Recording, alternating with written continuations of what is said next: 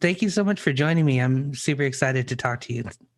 Oh, I got the message from Dave, and I was like, talk about bass sure. Yeah, I am down with that. awesome. Well, I'd start off by asking everyone, when did you know music was going to be a part of your life? Oof. I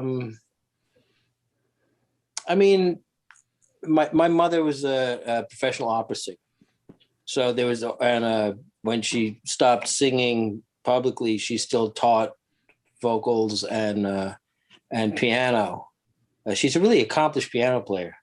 She's from that old school era where people are like, "Oh, I'm not very good at this," and yet she sight reads and she's like a phenomenal piano player. Anyway, music was always around, so it was always going to be a thing in my life. I mean, in high school, I had this fantasy that I'd be able to be a professional musician and be in a band or something, but that's just crazy. What kind of music were you listening to in high school?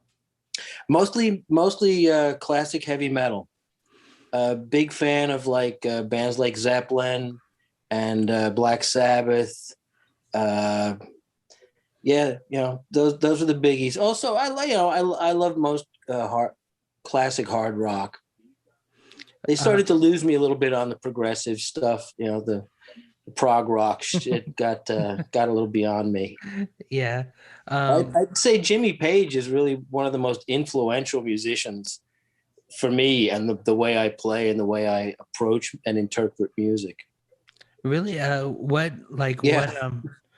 makes Jimmy Page like an influence to you? Well, I think one of the things that I really liked about Jimmy Page was his Robert Johnson-esque looseness. Like what some people would call sloppy, I thought was really like, that sounded to me like a more natural way to interpret the music. A very like formatted, stiff, regimented by the numbers approach never really clicked with me. It just, you know what I mean? It's like, it's I'm really going off the deep end now. Like it's kind of like my thing with jazz. Like I can fake playing jazz, but I am not any good at it because I don't feel it. So it's just, it's just not there in my heart to really do it and do it properly and give it the respect that it's due. I can play it, you know what I mean? Technically I can play the parts, but I don't think I'm any good at it. Yeah. And I think that's part of that is that Jimmy Page thing that I like about Page and his approaches is there's a looseness and a freedom and a more honest authenticity. It's kind of, if you're not limited by using words, you could just express yourself and people would get it. Yeah. That to me, that's ideally what you're going for when you're playing. Yeah, absolutely. That's a really good way to put it. Were you playing guitar in high school, or were you playing bass? Really neither. I didn't really. When did I started playing in college, I'm pretty sure. I don't think I played in high school. I also did a lot of weightlifting in high school. That's awesome. So I didn't really play anything. I mean, like when I was, preteen and whatnot, I took piano lessons. I played the euphonium in the band for a year or two. I wasn't any good at either of those.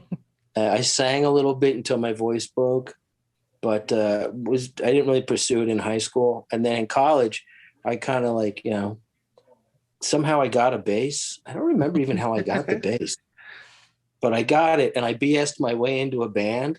So, if you're the bass player, you can kind of get away with not doing a lot. And people are like, oh, that's cool. He's minimal. Yeah. It could also mean, I don't know what I'm doing. I just got this thing on Thursday. You did it though. You made it. What kind of? Who would have thought, right? What kind of music was that band playing? Let's see. That would have been a band. We were playing cover songs. We were called Technical Difficulties, and we were playing cover songs, and then we lost a couple members, and we became like this uh, fusion jazz trio. And at this point, like I'm practicing 6 hours a day. I'm playing with the band 2 hours a day. Like my chops are really pretty good, you know. Uh, but I noticed the band had a phenomenal ability to clear a room of an audience. And that was one of my first eye-opening experiences, musically speaking, to like getting the importance of the audience. And it's it's not so much about you expressing yourself as you communicating with the audience. And that's where I learned that, playing in a fusion band. You know, you got to connect with people. You got to give them something, or else they don't have to stick around. When you were practicing, like what was your kind of practice mentality then? Did you have books, or were you listening to certain songs? You know, I was never really one of those play other people's material folks. I had a tendency to play my scales, play my modes, you know, do all the music theory stuff, and then I would just kind of play. I would just let myself go. Now that doesn't mean I was never influenced by anybody's playing, that I never learned other songs and played with them, because I certainly did, but it really wasn't a focus of my playing. I kind of did that for a long time until this guy Chip that I used to take some lessons with. He was just a cool guy, I gotta say. Taught me a lot of theory, and he was like, "Look, you know what? It's awesome practice to just turn on the radio and play along with the radio. Like play along with the commercials, play along with whatever song comes along. Like just train yourself to adjust quickly to what the next song is and what, you know, what the structure of it is, and latch onto it and then play something." That's a really good way to practice. So what happened after technical difficulties? Let's see. After technical difficulties, the next band, I believe, was the 5 Year Plan, named after the David Bowie song 5 Years. And the fact that the lead singer and I were on the 5 year plan of going to university. Both mainly because both of us had gotten kicked out the year earlier for indiscriminate and foolish activities. Okay. But that band was the first time I played with a really professional drummer. And he from him is where I really learned about song structure and arrangements, because he was really focused on that. And I began to realize, oh, that's how, you know, for somebody playing an instrument, a chordal instrument, a string instrument, whatever, you're dealing with chord changes. But as a drummer, you're not dealing with chord changes. You're more important to you are changes of parts. When the chorus becomes the bridge, when the verse, you know, starts to make its way into the chorus, but you need to do something to let people know, hey, something big is about to happen. You know, that's when you put in your drum fill. Previously to that, I'd played with a lot of guys who were just trying to show you what good drummers they were. They were playing a lot. Yeah. And this guy, if he wanted to, he could play a lot, but he didn't do that very often. He just did it where it fit the song. And I learned a lot from him. But he was one of the first guys that taught me to just shut the hell up. Big important lesson for bass players. Just shut up. Should I play this? No, you shouldn't. Just play something simple, something that fits. Leave it at that. Should I change the? No, you shouldn't. No. Yeah. What if I were to play a chord? No, that's a terrible idea. Always don't do it. And that slap solo you were thinking about, forget it. So previous to jamming with him, did you want to like show off and, you know, have like really active parts? Yeah. Yes. One of the things about 5 Year Plan, which was also featured TJ Scanlon, the original guitarist with the Slackers. Okay. So actually, these things are connected. TJ came from the Neil Young school of guitar playing.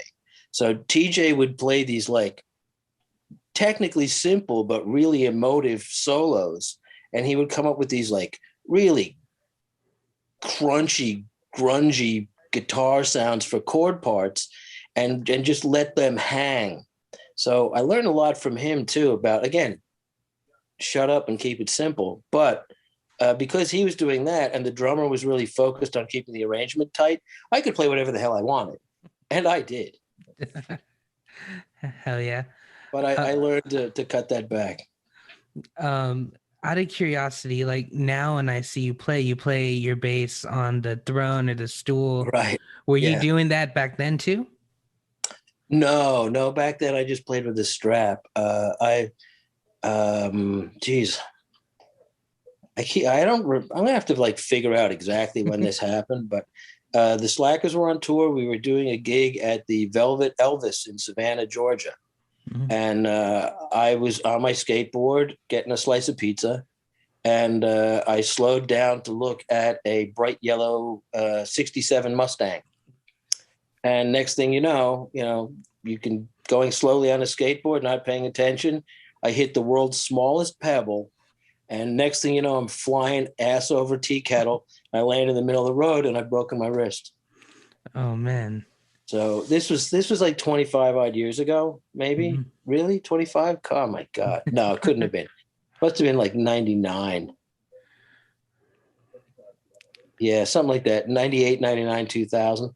So anyway, we were living in a van. We were totally broke, didn't have any health insurance. So I wrapped my wrist in duct tape. And I play upright, so if you duct tape your wrist straight, you can just kind of move it up and down the upright. Yeah. So I duct taped my wrist straight and took a bar stool, threw the bass on the bar stool, and then did a 3-hour gig. Jeez. And I played like that ever since. And eventually, my wrist healed. Like, look, it moves again. But I started to realize that.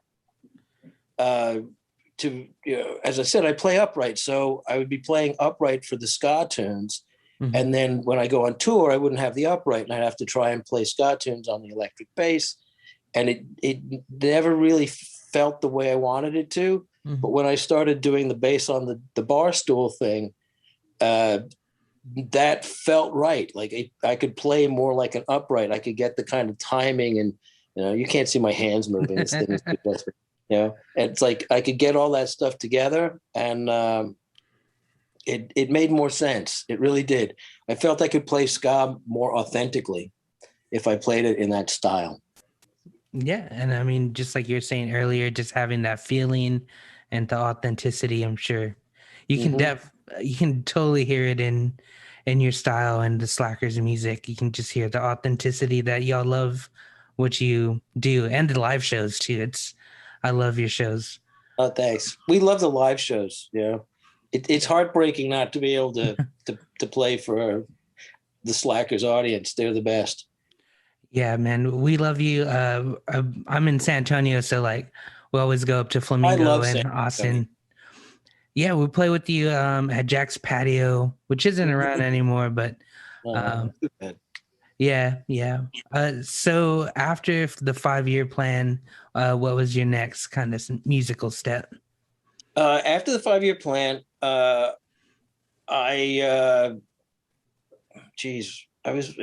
was about 6 months before. Oh no, I played with a local buddy of mine in a metal band, but that didn't go anywhere. And then one of my sister's friends, Happy, heard me practicing and was like, "Hey man, my band needs a bass player." And that band was Sick and Mad. And Sick and Mad is where I met Vic Ruggiero. So, and that's, Sick and Mad was like this anarchic punk commune of a band. And like the whole point was to break all the rules, which I just loved, having come from just, playing in like fusion jazz bands. I was like, oh my God, this is the best. People are just playing noisy. People are playing discordant. People are, jumping up and down and screaming and throwing things. I was like, this is fantastic. I love it. and it was so much fun. And then one day, Vic's like, "Hey man, do you want to join a ska band?" And I'm like, "Sure, what's ska?" I had no idea. So he gives me a tape, and one half is the Specials, their first album, and selected cuts from the second album, and the other side is all Scatolites. And he's like, "Learn this and come to rehearsal." that that's so wild. So when you got that cassette, like what was your initial just thoughts on ska music? Well, the thing was, when I got it, I heard the song Ghost Town. And I had heard Ghost Town when I was 13, like back in like 1980. It was part of a news broadcast. I was, kind of a news junkie. So even back then. And I heard this song as the background music for a story on, Thatcher's England and how the country was going down the shithole. Uh, and I loved the song. I'd never heard anything like it. And I was like, this music is incredible.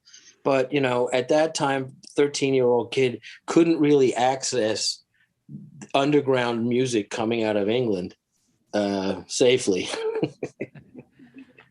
As I got a little older and a little bigger, I would access such music not safely. So you heard But yeah, I had been exposed to it. So when I heard it again, I was like, holy shit, this stuff is super cool. And and the Scatolites too, I was blown away with, because it was just wholly different. Like I could recognize things that had come from it and things that had come before it, but it was wholly different, and I was completely blown away by that. And then of course, I go to play with it, and like Sick and Mad songs were always interesting musically because Vic wrote the music. Happy would write the lyrics. And then I go to this play with Vic with the Slackers, and it's like, we weren't called the Slackers yet. We were just jamming. Anyway, Vic's got these great songs. Like right away, I was like, holy crap, this guy writes really good pop songs. And and the drummer, Luis Zuluaga, very interesting guy, really interesting drummer, real challenge to play with. So I was intrigued. And Vic and I, one of the things we talked about, one of the reasons we started the Slackers was we were tired of being in bands that practiced all the time and never did any gigs. We were like, look, let's just learn a 30-minute set, like whatever, 6, 8, 10 tunes, and just get gigs. And we were both the hustle guy, the guy that wanted to get out there and get some gigs and get the ball rolling and make something happen. So that worked out nicely. Yeah, I was reading on the website that y'all were doing like 100+ shows like every year since 97 or so. Like, Yeah, that's about right. I mean, before that though, I mean, we first started in 91. mm-hmm. And even back then, like, we were all living on the Lower East Side, and like we were still doing like 3-4 shows a month just in New York City, and like, places we could get to in a rickety old Volvo that may or may not make it 50 miles. But we were still cramming in, like, whatever that totals out to be, like 30-40 shows a year, even for the first few years before we like went on the road seriously. And when we did go on the road seriously, we were doing like 250 shows a year. Like we never came home. We were gone for the first, like, between Better Late Than Never, Red Light, and The Question, I think we were on tour an average of 200 days a year. And we were going everywhere we could. We were going to Europe 2 times a year. We'd be going to Brazil, Japan. It was pretty great, but exhausting. You know what I mean? I mean, I don't think I could do it now. Yeah. When you first started the Slackers, was your goal to just be known for your music, or were you just trying to just play like with your friend? I think we were really just trying to play the music we liked, be good enough to play in front of people. I remember like one of my goals back then was to be big enough to play like the clubs I used to see bands play in the city. Mm-hmm. So that was like, the New York City has a lot of clubs, and I was like, Irving Plaza is like a 1,500 seat venue, and I was like, it would be amazing to be in a band that could do that, and like, thank you God, we got to do that. It's unbelievable, But we're still like we play a lot for each other, We're still friends. We still like each other. We still enjoy playing together, and that's a big part of it. I think if it wasn't fun, we wouldn't do it. Yeah, absolutely. So I mean, since y'all have been the Slackers since '91, do you have any advice for maybe musicians who want to keep that longevity and like friendship? Like, is there anything that you did Yeah, that? don't break up just because you want to kill each other. That's not a good enough excuse. Um, I would recommend doing something else for money. You don't really being a professional musician is a good way for a lot of people to kill their passion about music. So, it's not the worst thing if you could be, gainfully employed and also do gigs like 8-10 times a month. It is possible. I know people who do it. So I think that might be the best option. Awesome, great advice. When you started writing bass lines for the Slackers, you had just got into ska. Like, what was your kind of mindset when you were writing then? Well, early on, we were playing more two-tone stuff. So it was a little quicker, a little more involved. I remember being fixated on the Horace Panther from the bass player from the Specials. He had this thing where he would play the root note and then do a flurry on the flat 5 and the 5. So it'd be like doom doo doo doo doo doo doom doo doo doo doo doo, that sort of thing. Mm-hmm. I was like, nobody does that. I was like, that's the coolest thing in the world. And I put that on at least 3 or 4 of the early Slacker songs. The very early Slacker songs, when we didn't have a horn section, we re-recorded and released as the Nods, Nods. Okay. And if you don't have that, check it out. It's basically the Slackers play two-tone before, Dave Hilliard said, you guys can't play this rock and roll crap anymore. I would definitely check that out. Just joking. They were just joking. So I want to just bring up Wasted Days. Like, how'd you come up with, was that your bass line? Or Yep. was that, that was a bass line. To be fair, that was a bass line that I've been messing around with. If you listen to the Slackers cover of Wanted Dead or Alive, the bass line is essentially the same thing. It's like an offset 1 drop on the root followed by an arpeggio. And the timing of the bass line is really to set up the drummer. So the drummer can do like a big fill into the change and kind of like extend it beyond the 1. So in reggae, you're going for a 1 drop.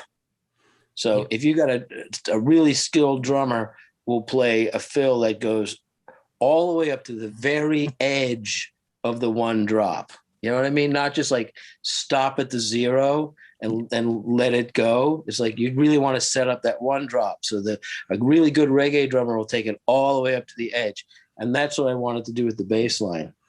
So that's why it's boom, boom, da da da, boom, boom, da da da, boom, boom. Everybody thinks it begins on the boom, boom. It really doesn't. It begins on the da da da, boom, boom, da da da, boom, boom, because you're setting up that 1 drop. Yeah, that's really technical. I love doing that, and like you starting with the root note, and I guess I don't know all the words, but the fifth, but the lower octave, like it's a lower fifth. I love doing that. I hear you do that a lot, and like for the drops. Sure. I mean, you could take some like classic Jamaican rhythms. I'm trying to think of any right off the bat that just do that. The do do do do do do do do boom boom boom do do do do do do do do boom boom boom. That's It seems so simple, but it's if that's what you're going to do, you have to get every one of those notes right. There's no room to hide. There's no room for your feel to be off. Like I that to me, that's a big issue. Like people are like, oh, I played really, really fast. It's like, yeah, but I couldn't hear the difference really between any of the individual notes. All I could really tell you were doing was playing really fast.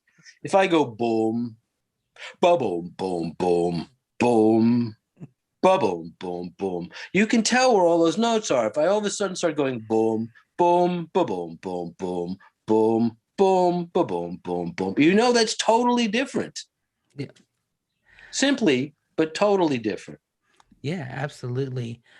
So when the Slackers were starting, did you still listen to like metal music, or did you start listening to more just Well, I had a revelation after my fusion band era where I started listening to a ton of James Brown.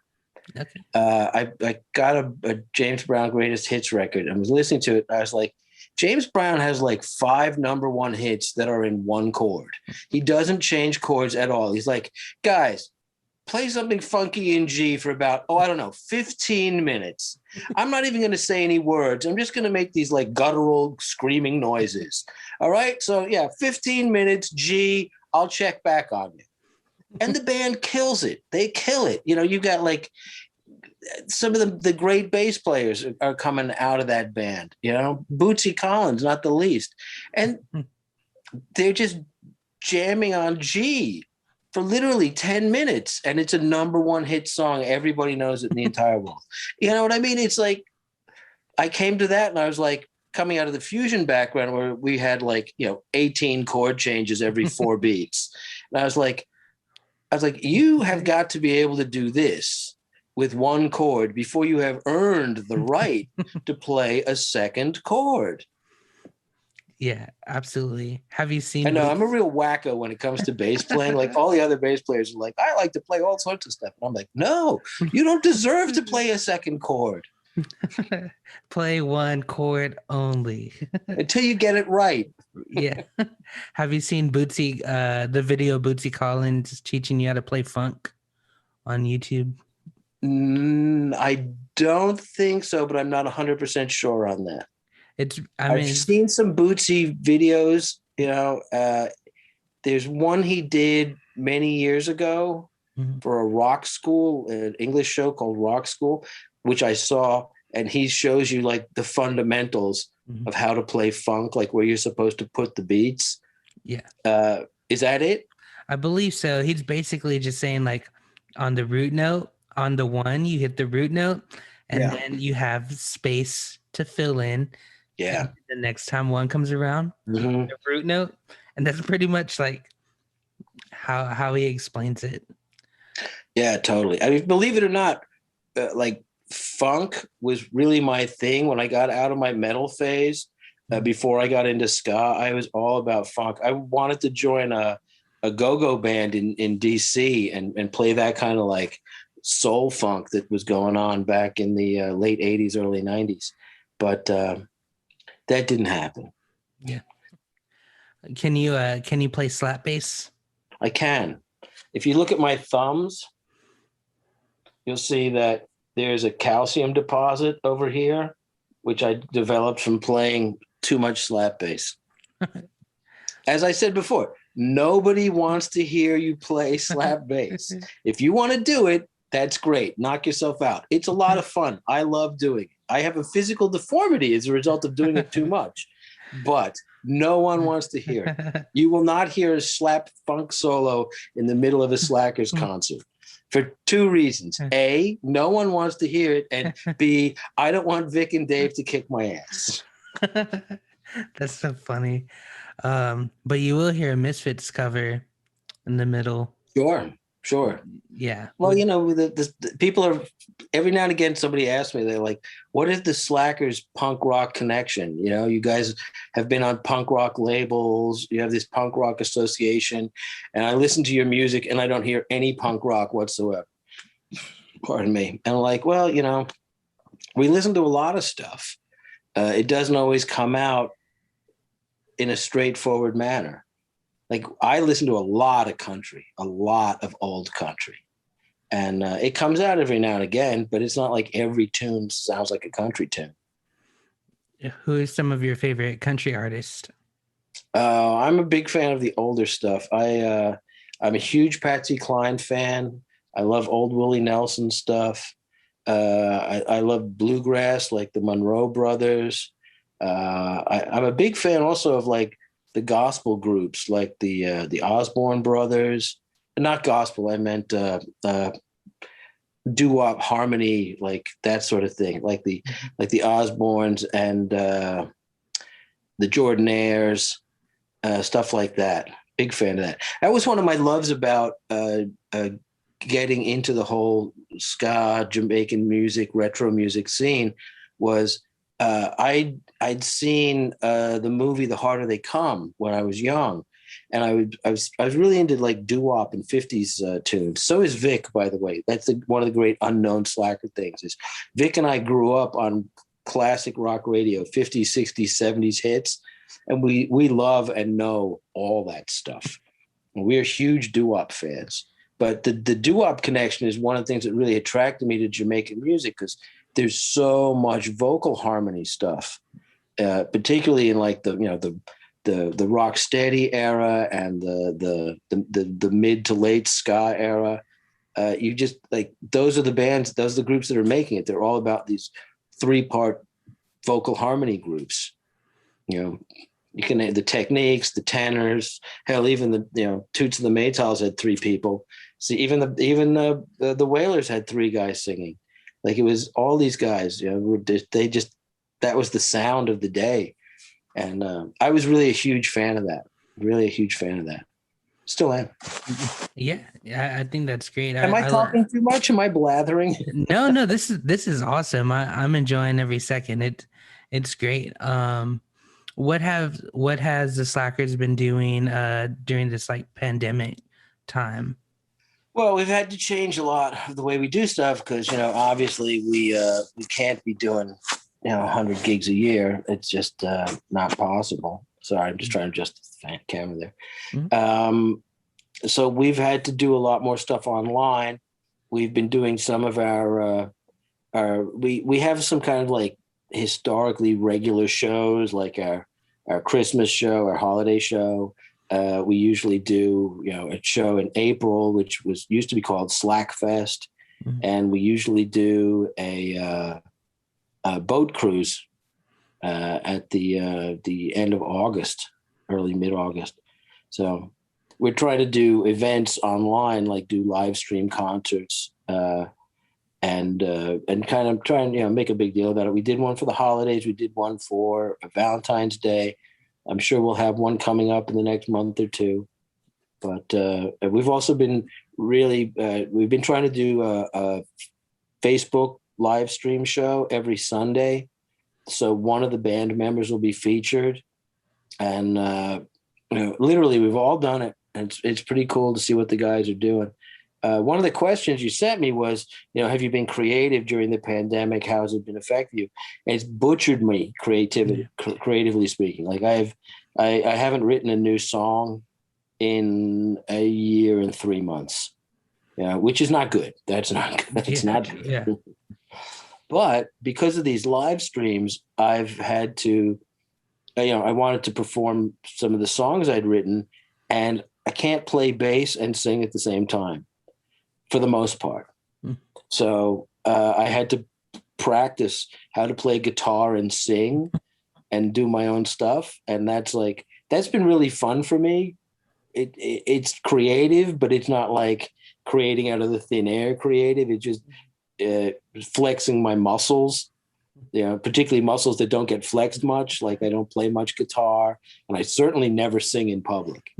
So I've been having a lot of fun doing these live streams, like learning my own material that I wrote, like songs I wrote 15 years ago that I never sang since, and learning how to sing them and doing them on a live stream and getting a positive reaction has been really cool. But I've been trying to do I've done like 10 now. So I've been trying to do different songs, and it's been really kind of fun for me. Like, learning wacky songs and trying to sing them. and then some of them I can play on the upright. Yeah. So I've been playing, which is weird, right? Like I can't play them on electric bass, but suddenly I can play on the upright, which is a much harder instrument to play. So there's a half a dozen tunes I can now play and sing on the upright. So I'm thinking when all this crap is over and I can actually go out in front of an audience, I might start doing the acoustic ska stuff, which everybody loves. Yes. So I might give it a shot because it's fun. I really enjoy it. I've been on the sidelines in the background for 30 years. So it's kind of fun to do my own thing. Yeah, for sure. That would be definitely awesome to see. Maybe at some slacker shows, some secret acoustic shows. Yeah, exactly. Well, usually at a slacker show, Vic does an acoustic song in the middle of the set. Maybe I'll do one. Yeah, take that. Man, that's awesome. Do you know, are you planning to play like at the end of the year or sometime? Yeah, yeah. So far, from what I've seen, we are scheduled to do a bunch of shows starting mid-November. We're going out to Chicago, then California, then back to the East Coast to do a bunch of shows in just before Christmas. So yeah, we're starting to schedule stuff for real. Knock on wood, things work out, and people get their vaccines and they keep wearing their masks, and we get this thing beat, and we can start meeting in public places again and doing things like making music and having a good time. Yes, so ready for Yeah, it. right, man. I miss it so bad. It's like, it's I my life is gone. he, I talked to Tim from the Toasters, and he said like the first Toasters show back is going to be the greatest Toasters show like you've ever seen. Do you feel that Man, way? I don't know, because we've done a few like outdoor private party events, Mhm. and for the Slackers, we've been doing this for 30 years contiguously. So it's like we're a well-oiled machine. When we don't play together for months and months at a time, it's just weird. Yeah. Everybody's a little off. I think once we get back on the road and do maybe 8, 10 shows, you know, we'll start getting our sea legs. You know what I mean? We'll start getting Yeah. our like tour legs back together. We'll start firing on all cylinders, and then once we really get there, because you're in a band, you know how this goes. You get to a certain point where like what you're experiencing transcends what's going on, where you're like, the band is hitting so hard right now, everybody is like above and beyond themselves. It's a great, amazing feeling to be on a stage with really talented musicians. It's another thing when you're on a stage with really talented musicians and everybody's hitting 110%. You know what I mean? It's like, it's incredible. And that's the great joy, one of the many great joys, I should say, of being with the Slackers. And that's what I'm waiting for. It's not just when we get together and play, it's great because I love playing with the guys, but I can't wait till we get back to that, like, oh yeah, we're on fire. This is what makes me arrogant about this band, is this band is that fucking good. Yeah, absolutely. You gave me chills just like because I know that feeling like when you're just performing and everyone's just locked in and Yeah, crowd feels it, everyone feels it. exactly. It's Everybody's going for it. You're all on the same vibe. You're in a room full of people on the same vibe, heading the same direction. And yeah, it's amazing. It's an amazing feeling. So yeah, how can you not miss that? yeah, absolutely. Is there gonna be any new Slackers tunes coming out? Yeah. We've actually been banging away on a few things. We came up with a COVID safe recording situation where we're at our engineer's house, and we're on 3 separate floors. So everybody's, really divided. I get my own room, and it's fine. We have TV monitors, video monitors, and audio monitors in our locations. So we're all in the same place. Like if you really want to tell somebody off, you can scream at them and they'll hear you. but it's interesting. It's not ideal, you know what I mean? Like the vibe of the band is definitely everybody being together, everybody playing in a positive, positive way. Mm-hmm. But it works, and we got some tracks done, and there were some good new tunes that were brought in. So yeah, we'll see what happens. Yeah. So recording question: when Slackers record, do you record all together at once, or do you guys? Yes. Okay, Yes. awesome. Is there normally like a That's click? really, huh? Do y'all play to a metronome or just Oh feel? God, no, no. Have you heard Ara Babajan play? We don't need no metronome. He's the most solid drummer I've ever played with, man. That guy, I played with him for over 20 years. I think I've heard him drop a beat twice. And this is, averaging 100 plus shows a year, rehearsals, recordings, twice. Twice. I've dropped my bass on my foot more often than he's dropped a beat. Yeah, we don't need a metronome.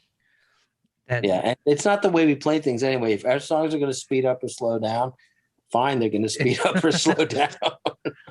Yeah, it's so awesome. Just again going back to the authenticity and the feeling, like that's why you can hear it in y'all's music.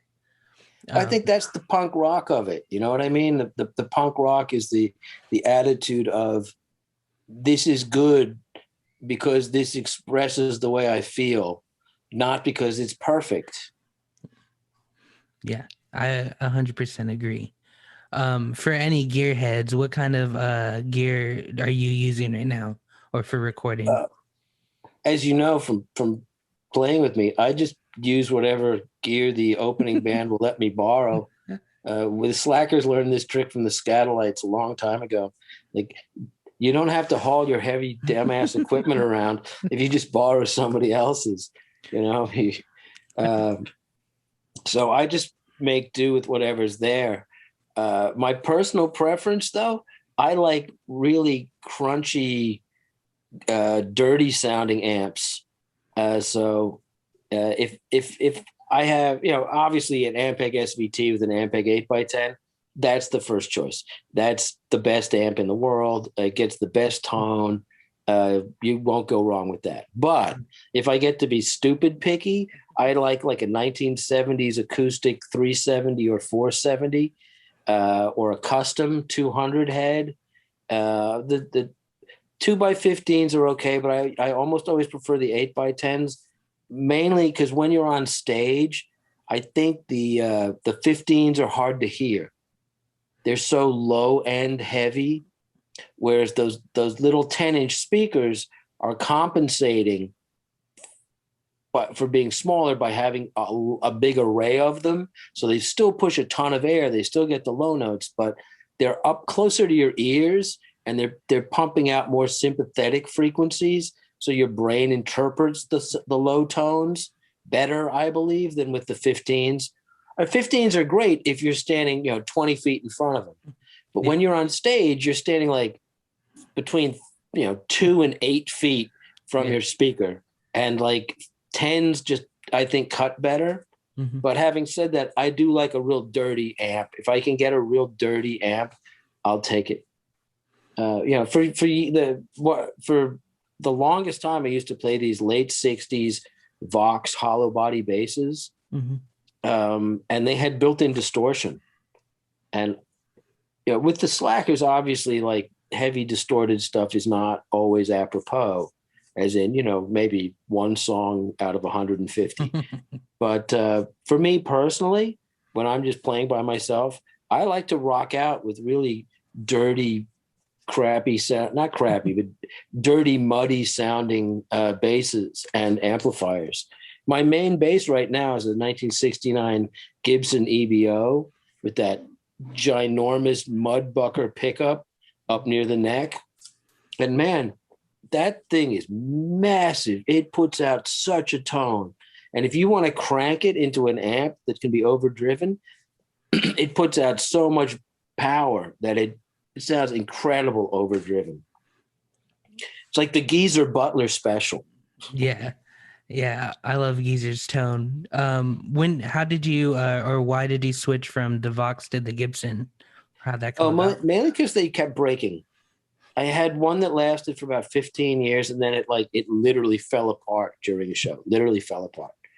And then I got like another half a dozen, and they just kept breaking. They were like 40, 50-year-old instruments, and they just, Yeah. they didn't withstand the heavy touring and the harsh way I play them. So eventually uh, I got a Fender, Mhm. uh, but I didn't like the tone. It wasn't deep enough, but it was a tough bass. I never had any problems with it. And then I got the Epiphone, which I liked a lot until it crapped out on me. I beat basses up pretty bad. I really do. So it's kind of like I don't really like getting super high end, not even super high end, like even like medium high end Mm. basses. Like I'm not going to buy like a real like $5,000 instrument and go take it on the road and kill it. So I'm loath to bring out my vintage instruments, and we haven't been touring a lot. So I've been using the Gibson just because I'm doing mostly like mellow gigs or studio gigs. But I love it. It plays amazing. Such a great bass. Short scale too. Yeah. Are you Yeah. gonna take it out on a tour? Or are you gonna find a different touring base? Funny thing, when I've had it out on tour, the fans don't like the way it looks. They don't Interesting. like that SG shape. It's like this little SG shape, and the fans don't like the way it looks. I have that big white Epiphone Jack Cassidy bass, and people like the way that looks. So, what are you gonna do? Yeah, you got to give the people what they want. Like I was saying Yeah. earlier, you don't want Yeah. them to leave. Yeah, for sure.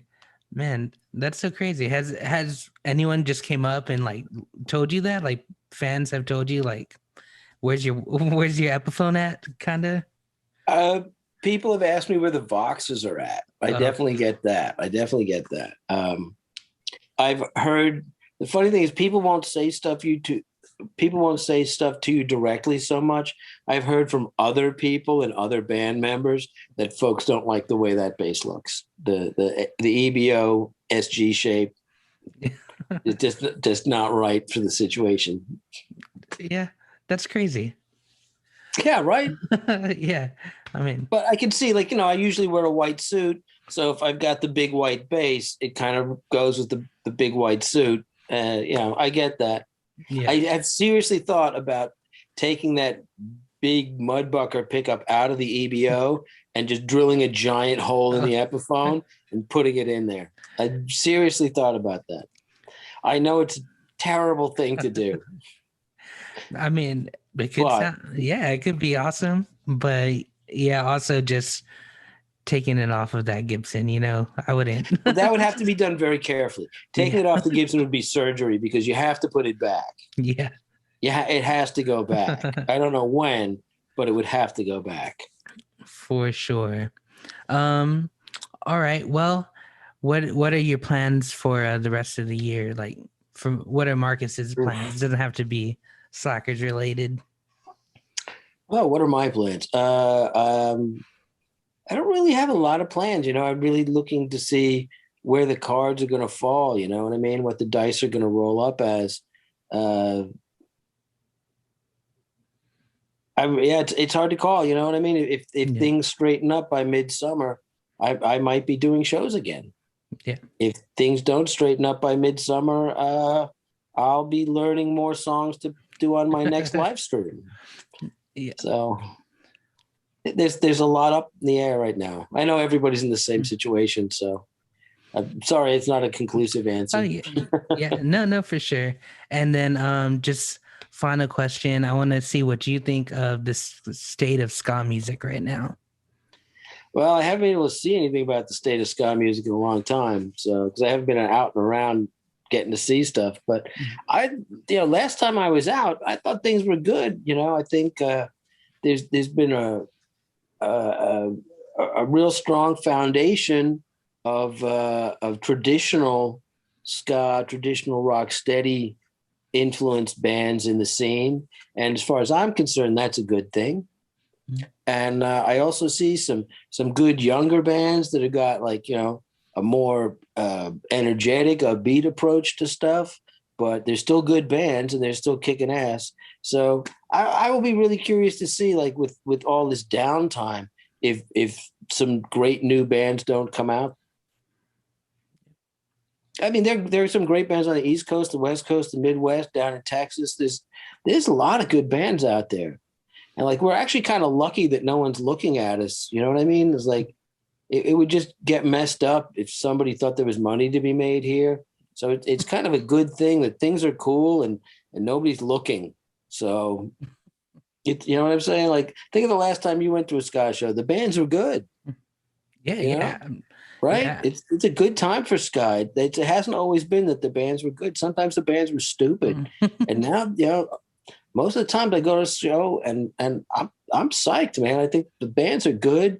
They're doing interesting stuff. They're doing it well, and it seems like there's still some new young bands coming out there want to play ska, which is really important. It's really important that we keep it going. It's been going for Jesus. I mean, we're talking 60 odd years of ska. You know what I'm saying? Like it goes from one generation to the next. It's important that we keep it going. Yeah, absolutely. I introduced it to my daughter who's 12, and Wow. You have a 12-year-old daughter? I Holy do, shit. I Wow. do, and I have a yeah, 3-year-old son. yeah. Well, awesome. Um, I was doing a Westbound Train cover, a bass cover, and I put on my cabbie hat like you have, and she's like, "Did you put on your ska hat?" Have you um, interviewed Thaddeus? He's a great guy. I haven't. I actually, I did that cover and I tagged him on Facebook, and he responded. So, He's a really great guy. If you ever do a thing with him, remind him to say, I mean, please say to him that I pointed out to you. He's a great guy. He would love to do this. He's a dad too. This guy dad too. awesome. I will definitely reach out to him. And I want to thank you for your time. I had a pleasure talking to you. It was awesome. Cheers. Thank you, Jacob. I'm glad we were able to reconnect. Oh You yeah, know, yeah, yeah. it really, it's really cool that we were able to reconnect. Yeah, for sure. And I hope to see you hopefully this year, but I hope to see you safely Oh whenever I man, do. I hope so. I hope so. I can't wait to get down there, man. I missed the Carnegie soda. Yeah. It's like you can't get it everywhere. You know what I mean? Yeah, And it's the best in San Antonio. you have to let It me really know. is.